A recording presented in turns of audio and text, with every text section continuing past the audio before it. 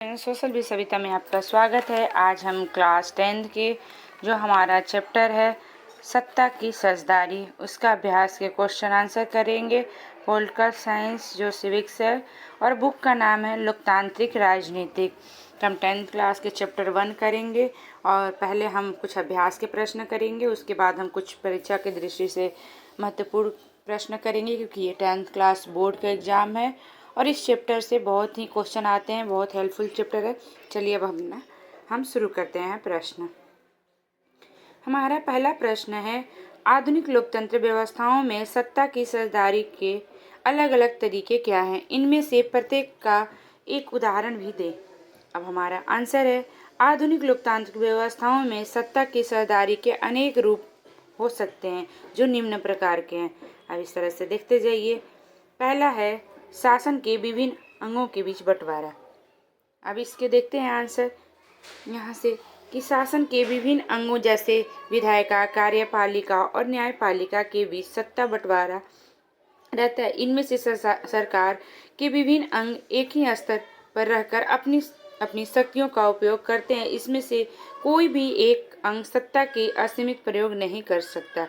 हर अंग एक दूसरे पर अंकुश रखता है, मतलब एक दूसरे पर नज़र रखता है। इससे विभिन्न संस्थाओं के बीच सत्ता का संतुलन बना रहता है। इसके सबसे अच्छे उदाहरण अमेरिका और भारत है। यह विधायिका कानून बनाती है, कार्यपालिका कानून को लागू करती है तथा न्यायपालिका न्याय करती है। भारत में कार्यपालिका संसद के प्रति उत्तरदायित्व है, न्यायपालिका की नियुक्ति कार्यपालिका करती है और न्यायपालिका कार्यपालिका और विधायिका के कानूनों के जांच करने पर नियंत्रण रखती है। इस तरह से हमारा ये टॉपिक है। अब सेकंड टॉपिक है हमारा है, ये देखिए सेकंड टॉपिक है कि सरकार के विभिन्न स्तरों में बंटवारा। तो ये देख सकते हैं कि पूरे देश के लिए एक सरकार होती है जिसमें केंद्र सरकार या संघ सरकार कहते हैं। फिर प्रांत या क्षेत्रीय स्तर पर अलग अलग सरकार बनती है जिसे अलग अलग नामों से पुकारा जाता है। भारत में इन्हें राज्य सरकार कहते हैं। इसे सत्ता के बंटवारे वाले देश में संविधान में इस बात का स्पष्ट उल्लेख होता है कि केंद्र सरकार और राज्य सरकार के बीच सत्ता का बंटवारा किस तरह से होगा। सत्ता एक ऐसे बंटवारे का वितरण कहा जाता है। भारत में केंद्र और राज्य स्तर के अतिरिक्त स्थानीय सरकार भी काम करती है। इनके बीच सत्ता के बंटवारों के विषय में संविधान के स्पष्ट रूप से लिखा गया है कि जिसमें विभिन्न सरकार के बीच शक्तियों को लेकर कोई तनाव न हो। अब हमारा थर्ड है कि विभिन्न सामाजिक समूह के बीच सत्ता का बंटवारा, मतलब अलग अलग समूहों के बीच। तो इसका आंसर देख सकते हैं कि कुछ देशों में संविधान में इस बात का प्रावधान है कि सामाजिक रूप से कमजोर समुदाय और महिलाओं को विधायिका और प्रशासन में हिस्सेदारी दी जाए ताकि लोग स्वयं को शासन से अलग न समझने लगें। अल्पसंख्यक समुदायों को भी इस तरीके से सत्ता में उचित हिस्सेदारी दी जाए।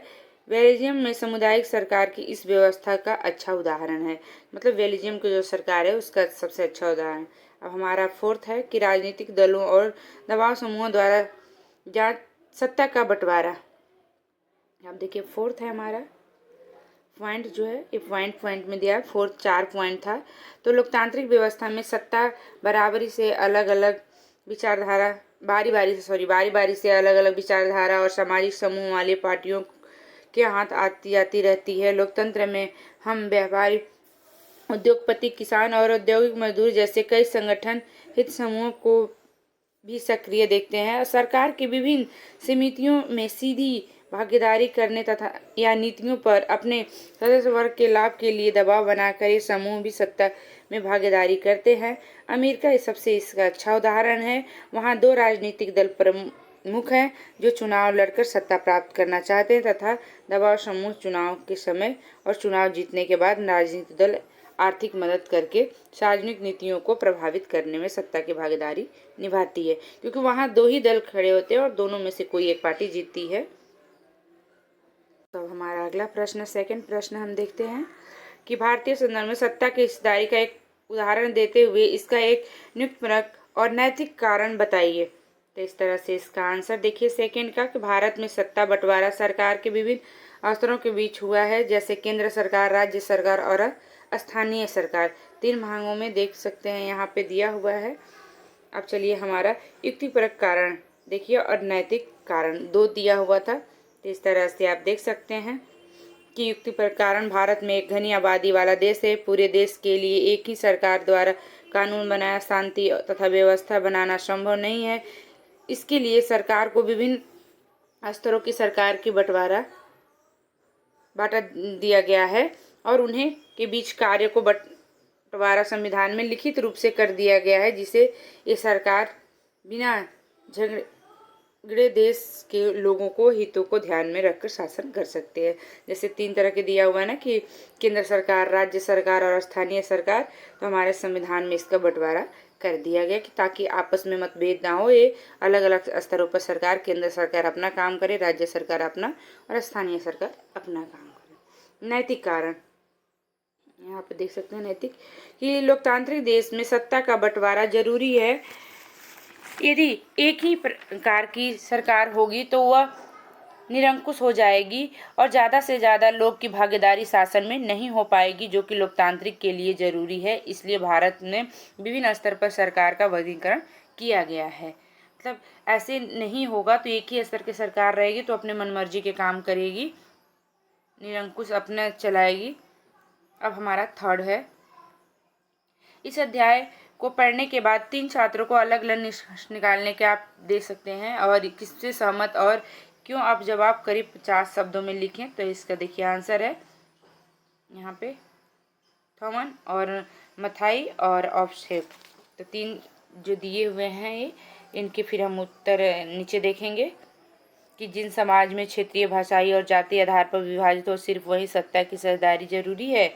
और मथाई में है कि सत्ता की साझेदारी सिर्फ ऐसे देश के लिए उपयुक्त है जहां क्षेत्रीय विभाजन मौजूद है। और अवश्य है कि हर समाज में सत्ता की साझेदारी की जरूरत होती है, भले ही वह छोटा हो या उससे सामाजिक विभाजन ना हो। तो इसका आंसर देख सकते हैं, यहाँ पर नीचे दिया हुआ है कि हम अवशेष के निष्कर्ष से सहमत हैं कि हर समाज में सत्ता की साझेदारी जरूरी होती है, भले ही वह छोटा हो या उसमें सामाजिक विभाजन ना हो, क्योंकि सत्ता का बंटवारा लोकतांत्रिक व्यवस्था के लिए ठीक है। सत्ता की साझेदारी वास्तव में लोकतंत्र की आत्मा है। लोकतंत्र का मतलब होता है कि जो लोग इस शासन व्यवस्था के अंतर्गत हैं उनके बीच सत्ता का बंटवारा बांटा जाए और ये लोग इसी ढेर में रहते हैं कि वैध सरकार वही है जो अपनी भागीदारी के माध्यम से सभी समूहों को शासन व्यवस्था से जुड़े। मतलब वैसे लोग सभी एक साथ रह कर के काम करें, जुड़े। अब हमारा 4th है। ये देखिए कि बेल्जियम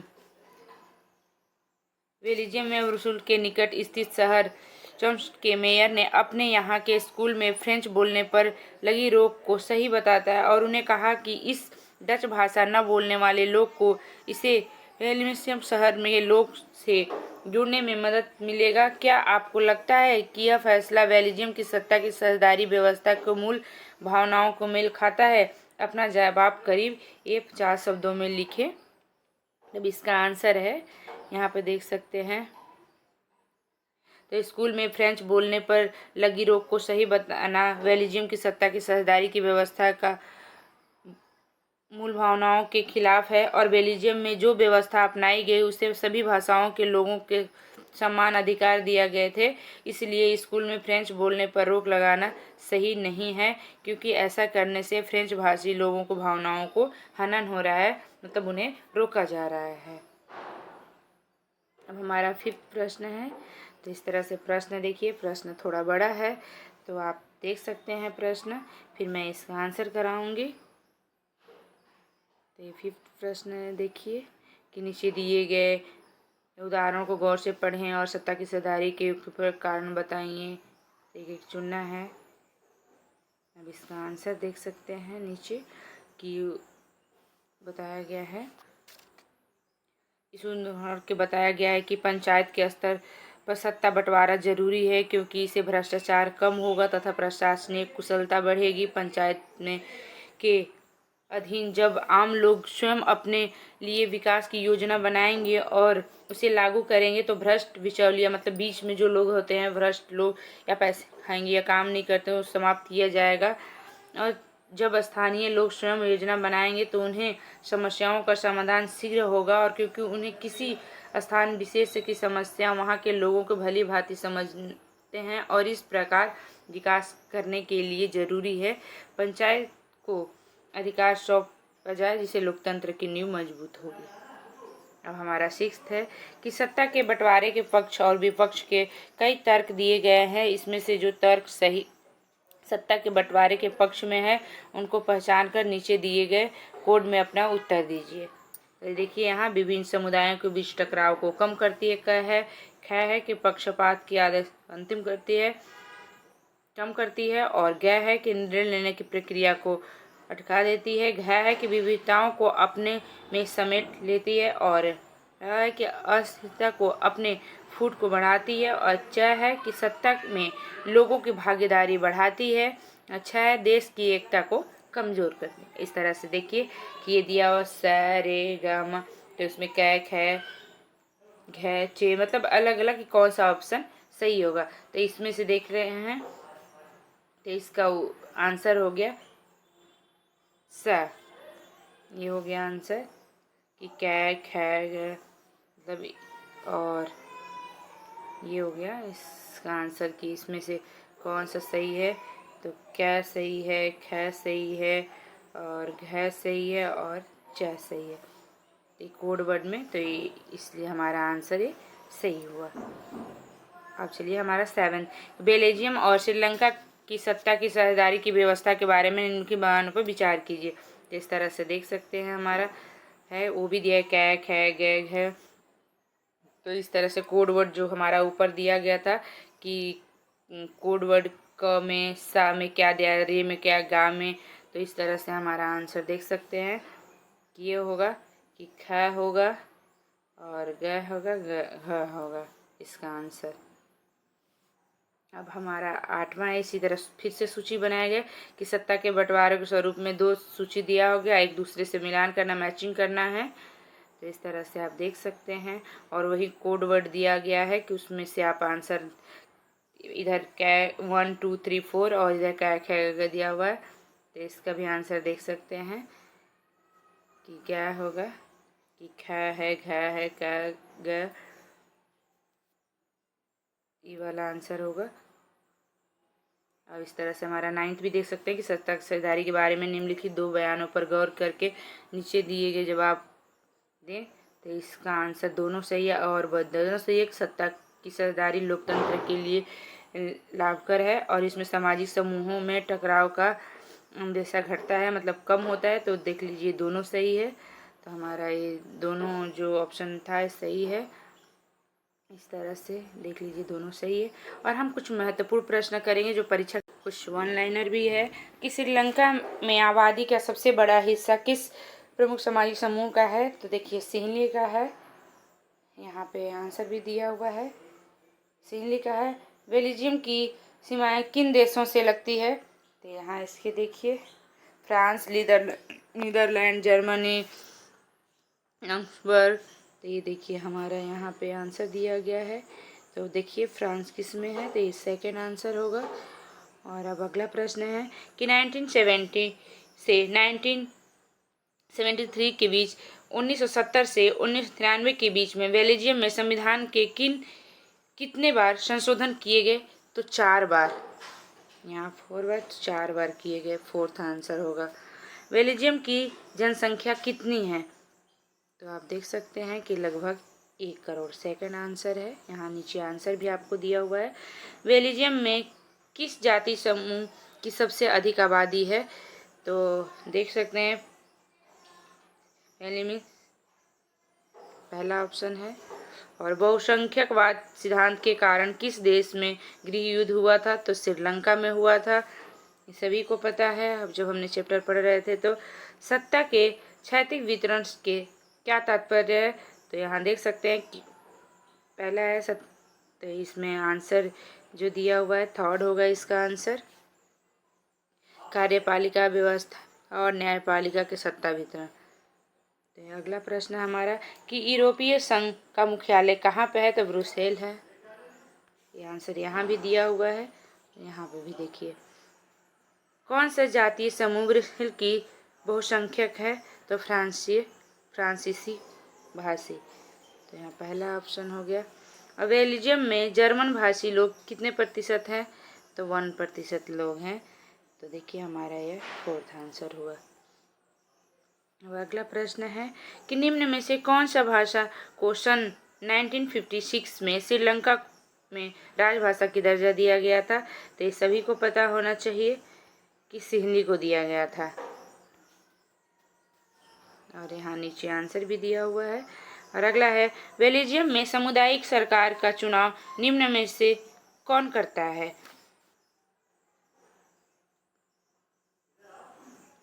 तो ये देखिए इसका आंसर था एक ही भाषा बोलने वाले लोग। और अगला प्रश्न हमारा है बेल्जियम में फ्रांसीसी भाषा बोलने वाले लोग का प्रतिशत क्या है? तो 40% है, 40। ये देख सकते हैं। अभी हमने ऑप्शन वाला 4 ऑप्शन वाला, अब 1 लाइनर देखते हैं। पहला प्रश्न है कि 1970 से अभी हमने देखा था कि 1973 के बीच बेल्जियम में संविधान कितने बार? तो 4 बार संशोधन 4 बार किया गया था। तो इस तरह से भी आता है सेम क्वेश्चन और 4 ऑप्शन वाला भी आता है। तो दोनों तरफ से आप अपने नोटबुक में नोट करते हुए चलिएगा।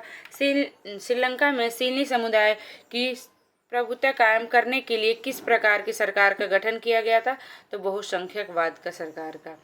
बेल्जियम में किस जाति समूह की आबादी सबसे अधिक थी? तो डच। श्रीलंका में सबसे अधिक संख्या किस सामाजिक समूह की लोग की थी? सिंहली। बेल्जियम में मुख्य रूप से कौन सी 2 भाषाएं बोली जाती थी? तो डच और फ्रेंच। यूरोपीय संघ का मुख्यालय कहाँ है? तो ब्रुसेल, अभी हमने देखा था ऑप्शन में। बेल्जियम में कौन सा अल्पसंख्यक वर्ग अमीर और शक्ति संपन्न है? तो फ्रेंच। बहुसंख्यकवाद के कारण कौन सा देश लंबे समय तक गृह युद्ध की आग में झुलसता रहा? तो श्रीलंका। सत्ता की साझेदारी किस चीज़ों को सर्वाधिक सहायक है? तो देख सकते हैं संघर्ष को रोकने में। बेल्जियम में सामुदायिक सरकार का चुनाव किसके द्वारा किया जाता है? तो भाषा के आधार पर डच, फ्रेंच और जर्मन बोलने वाले लोगों का। श्रीलंका में सिंहली भाषाएं लोग का संबंध किस धर्म से है? तो ये बौद्ध धर्म से ज़्यादातर है। अब हमारा 3 और 5 नंबर वाला है कि सत्ता की साझेदारी के विभिन्न रूपों का उल्लेख करिए। तो ये पहला पॉइंट देखिए कि सत्ता की क्षैतिज वितरण विधायिका, कार्यपालिका और न्यायपालिका है। और सेकंड पॉइंट है कि सत्ता का ऊर्ध्वाधर वितरण तो केंद्र सरकार, प्रांतीय सरकार और स्थानीय सरकार। और सेकंड क्वेश्चन है कि बेल्जियम में समाज में विभिन्न भाषाई लोगों के बीच तनाव के क्या कारण थे? तो यहाँ आंसर देख सकते हैं।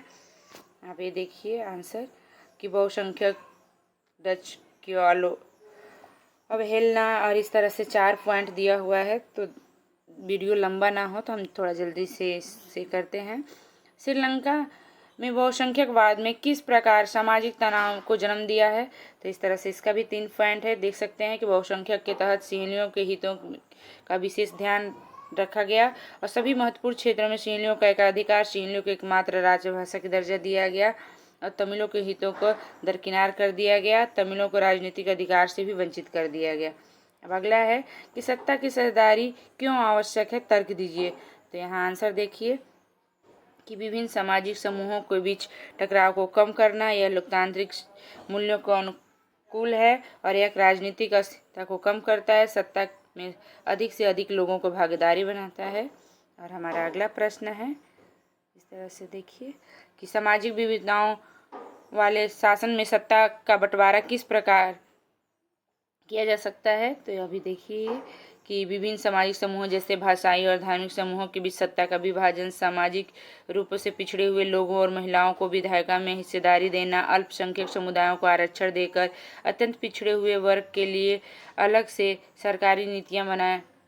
अब ये 6th क्वेश्चन हमारा है कि श्रीलंका के पास हुए 1950 में कानून 1950 में के कानून के अनुसार सिंहली लोगों को वर्ष के 3 प्रावधान बताइए, मतलब लिखिए।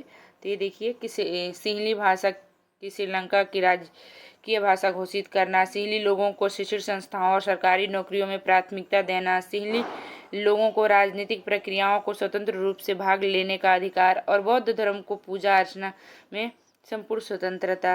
अब हमारा 7वां क्वेश्चन है कि सत्ता के ऊर्ध्वाधर वितरण और क्षैतिज वितरण के अंतर दोनों में।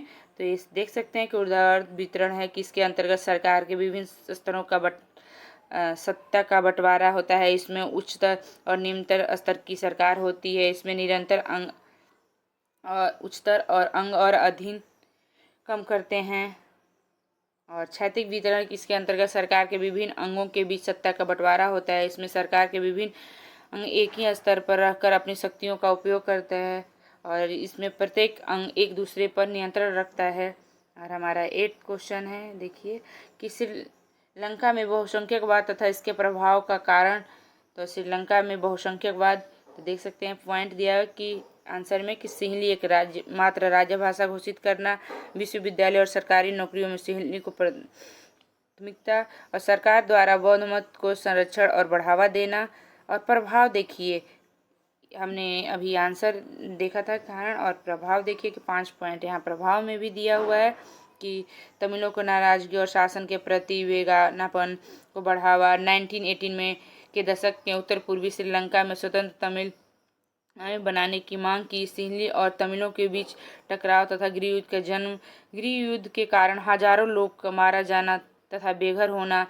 युद्ध के कारण देश के सामाजिक, सांस्कृतिक और आर्थिक जीवन में दुष्प्रभाव। तो इस तरह से अब 9वां क्वेश्चन हमारा देखिए कि बेल्जियम में सामाजिक विविधताओं से उत्पन्न समस्याओं का समाधान कैसे किया गया।